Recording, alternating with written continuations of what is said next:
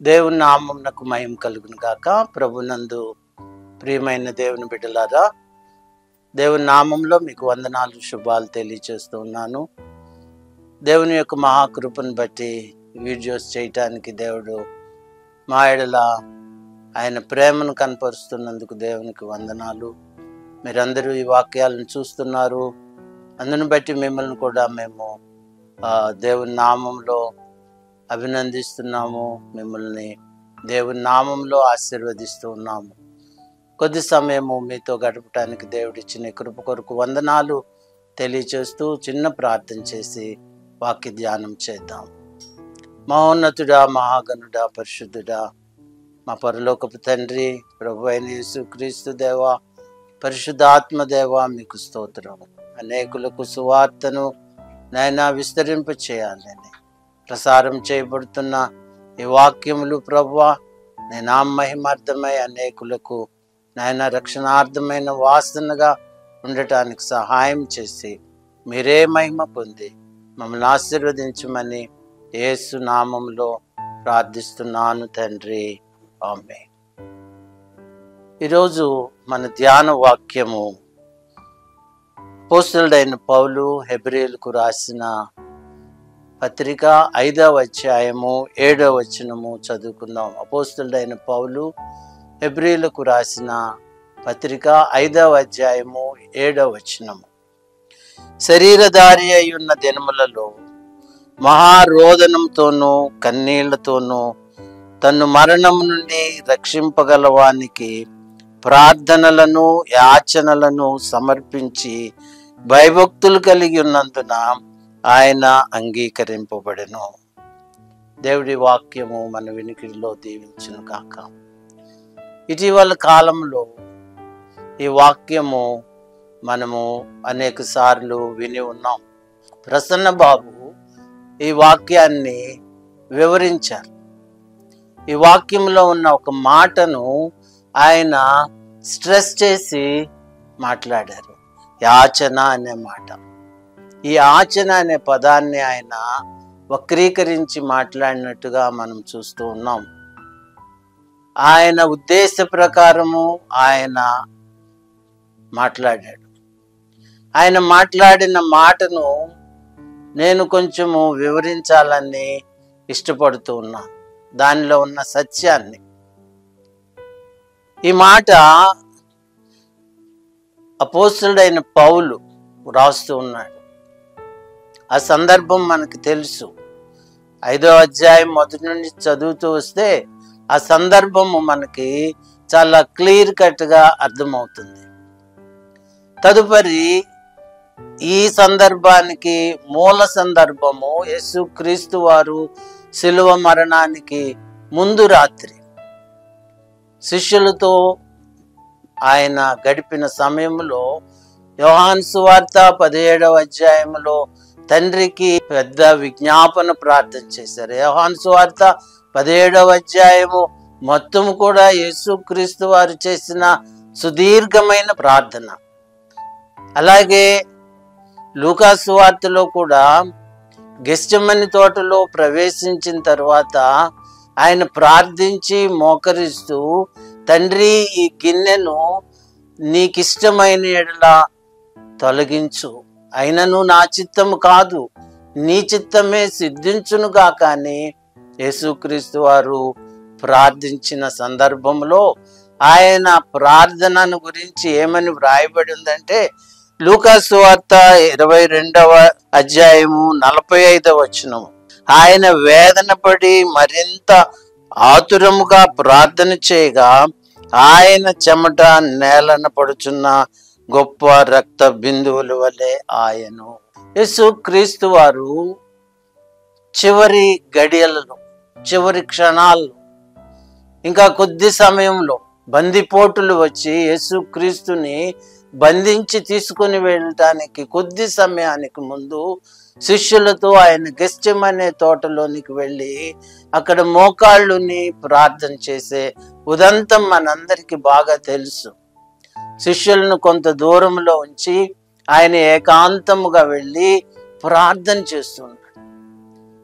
ఎలా ప్రార్థన చేస్తున్నాడంటే, వేదన పడి మరింత ఆతురతగా ఆయన ప్రార్థన చేయగా చెమట నేల పడుచున్న రక్త బిందువుల వల్లే ఆయన చాలా వేదన పడుతున్నాడు, చాలా దుఃఖాక్రాంతుడుగా ఉన్నాడు. ఎందుకంటే ఆయన శిలువ మరణాన్ని పొందనై ఉన్నాడు. ఆ శిలువ మరణము అంటే యేసుక్రీస్తు వారికి తెలుసు అది ఎంత బాధకరం. మరి దేవుడే కదా ఇంత బాధ అనుభవించవలసిన అవసరత ఏముంది? దాన్ని ఆయన ఈజీగా మరి తీసుకోవచ్చు కదా. ఎందుకు అంత వేదన పడాలి అంటే యేసుక్రీస్తు వారు ఆయన శరీరధారిగా ఉన్నాడు. ఆయన 100% శరీరధారిగా ఉన్నాడు. ఆయన మానవ స్వభావంతో ఉన్నాడు. మానవ స్వభావము బలహీనమైన స్వభావం. ఒక్క క్షణం పాటు మానవ స్వభావము, ఒక్క క్షణం మాత్రం. ఆ సందర్భంలో యేసుక్రీస్తు వారు చేసిన ప్రార్థనను హెబ్రీయులకు రాసిన పత్రికలో పౌలు గారు వివరిస్తూ ఉన్నారు. ఎందుకు వివరిస్తూ ఉన్నారంటే యేసుక్రీస్తు వారి యొక్క విధేయతను ఎక్స్ప్రెస్ చేయటానికి. ఎంత విధేయుడుగా దేవునికి ప్రార్థన చేస్తున్నాడు. ఈ భూమి మీద ఉన్నప్పుడు యేసుక్రీస్తు వారు తండ్రికి ఎంత విధేయుడుగా ఉన్నాడు. ఇది ఒక మాదిరి ప్రార్థన, ఒక ఎగ్జాంపులరీ ప్రేయర్. ఎంచేతనంటే ఒక మానవుడు ఒక దేవునికి ఏ విధముగా విజ్ఞాపన చేయాలి, ఏ విధముగా ఆయనను సంధించాలి, ఏ విధముగా ఆయనకు విన్నపం చేసుకోవాలి, ఎంత దీనత్వముతో, ఎంత సాధు స్వభావముతో మనం దేవుణ్ణి ప్రార్థించాలో, ఎంత విధేయత కలిగి ఉండాలో అక్కడ ఉన్నటువంటి పరిస్థితులను వివరిస్తూ పౌలు గారు చెప్పిన మాట అది. ప్రార్థనలను యాచనలను చేస్తూ ఉన్నారు. ప్రార్థనలను యాచనలను సమర్పించి భయభక్తులు కలిగి ఆయన ప్రార్థన చేస్తున్నాడు. చాలా ఒబీడియంట్గా. యేసుక్రీస్తు వారు భూమి మీదికి వచ్చినప్పుడు దాసుని స్వరూపం ధరించుకున్నాడు. తను తాను రిక్తునిగా చేసుకున్నాడు. He emptied himself. ఆయన ఒక శరీరధారిగా ఈ భూమి మీద జీవించాడు. ఆయన శిలువ మరణం పొందినంతగా ఆయన దేవునికి విధేయత చూపించాడు. ఫిలిప్పీయులకు రాసిన పత్రిక 2వ అధ్యాయంలో మనం చదువుతాం. దేవుని యొక్క విధేయత ఎంత అనేది ఆ సందర్భంలో పౌలు గారు చెప్తున్నాడు. ఫిలిప్పీయులకు రాసిన పత్రికలో తన్ను తాను రిక్తునిగా చేసుకున్నాడు. ఈ సందర్భంలో కూడా ప్రభు అయిన యేసుక్రీస్తు వారు తన్ను తాను రిక్తునిగా చేసుకున్నాడు, దీనునిగా చేసుకున్నాడు. ఒక సాధారణ మానవునిగా దేవుని ఎదుట ప్రార్థన చేస్తూ ఉన్నాడు, హంబుల్గా. అది మనం ఇక్కడ చూస్తూ ఉన్నాం. ప్రార్థనలను యాచనలను ఆయన యాచనలు చేశాడు. ఈ యాచనలు అనే మాట మరి ప్రసన్న బాబు వేరే విధముగా వక్రీకరించారు. అయితే దాన్ని నేను వివరించాలని ఈ దినము నా ప్రయత్నం. కొద్ది మాటలు ప్రసన్న బాబు ఏ మాటనైతే యాచనలు అనే మాటను ఉపయోగించారో దాని యొక్క మరొక కోణాన్ని మీకు నేను చూపించాలని ఆశపడుతూ ఉన్నాను. యాచనలు, యాచన అంటే ఇంగ్లీష్లో సప్లికేషన్.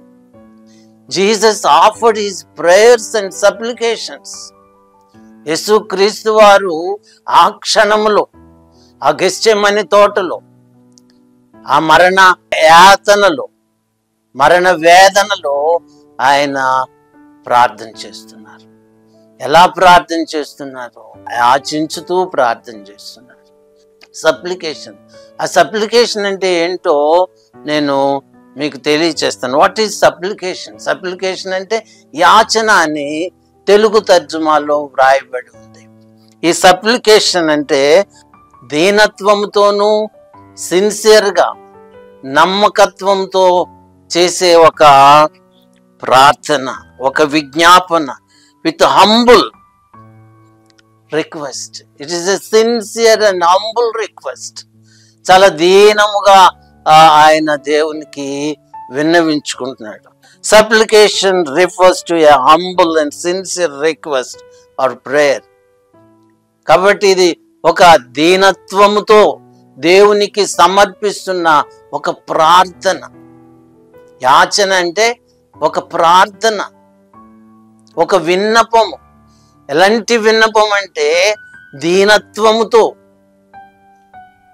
యేసుక్రీస్తు వారు అంటారు కదా, నేను దీన మనసు కలవాడను, నేను సాత్వికుడను, దీన మనసు గలవాడు. ఆయన దీన మనసుతో తండ్రికి ప్రార్థన చేస్తున్నాడు విత్ ఎ హ్యూమన్ బాడీ. శరీరధారిగా ఉన్నప్పుడు ఆయన శరీర రీతిగా ప్రార్థన చేస్తూ ఉన్నాడు. As a human being is praying. రెండవది, ఈ యాచన అనేది ఎవరికి చేస్తామంటే తనకంటే అధికులైనటువంటి వారికి, గొప్పవారికి, ఒక హైయర్ అథారిటీస్కి, higher power, authority or deity, దేవునికి, అధికారులకు, తనకంటే గొప్పవారికి మనం విజ్ఞప్తులు చేస్తూ ఉంటాం, విన్నపాలు తెలియచేస్తూ ఉంటాం. ఇవి సమర్పిస్తూ ఉంటాం కదా, విన్నపాలు సమర్పిస్తూ ఉంటాం కదా. దాంట్లో మనం ఎంతో హంబుల్గా మనము మాటలు ఉపయోగిస్తాం, విత్ హంబుల్ వర్డ్స్. ఒక అప్లికేషన్ మనం సబ్మిట్ చేసేటప్పుడు మనం చాలా హంబుల్గా దాన్ని సబ్మిట్ చేస్తాం. దాంట్లో చాలా హంబుల్గా ఉండే వర్డ్స్ని మనం ఉపయోగిస్తూ ఉంటాం. అది హంబుల్నెస్ అన్నమాట. ఒక అధికారితో, ఒక గొప్ప వ్యక్తితో మనం చేసే విన్నపము ఎలా ఉంటుందంటే చాలా దీనముగా ఉంటుంది. నాట్ ఎ డిమాండింగ్, ఒక అధికారంతో కూడినదిగా ఉండదు, ఒక దీనత్వంతో, ఇన్ ఎ రిక్వెస్టింగ్ మేనర్. యేసుక్రీస్తు వారు కూడా అదే విధముగా దేవునికి శరీరధారిగా విజ్ఞాపన చేస్తున్నాడు. అది ఆయన దీనత్వాన్ని, ఆయన సంపూర్ణ విధేయతను తండ్రికి. ఒక మనిషి దేవునికి ఎంత విధేయత కలిగి ఉండాలో, ఎంత సంపూర్ణ విధేయత కలిగి ఉండాలో ఈ ప్రార్థనలో యేసయ్య మనకు నేర్పిస్తున్నాడు. ఈ వాక్యము మనకి ఏమని నేర్పిస్తుందంటే we must be sincere and obedient. మనం దేవుని దగ్గర సిన్సియర్గా ఒబీడియంట్ గా ఉండాలి. We must be very humble. It should be in a requesting manner.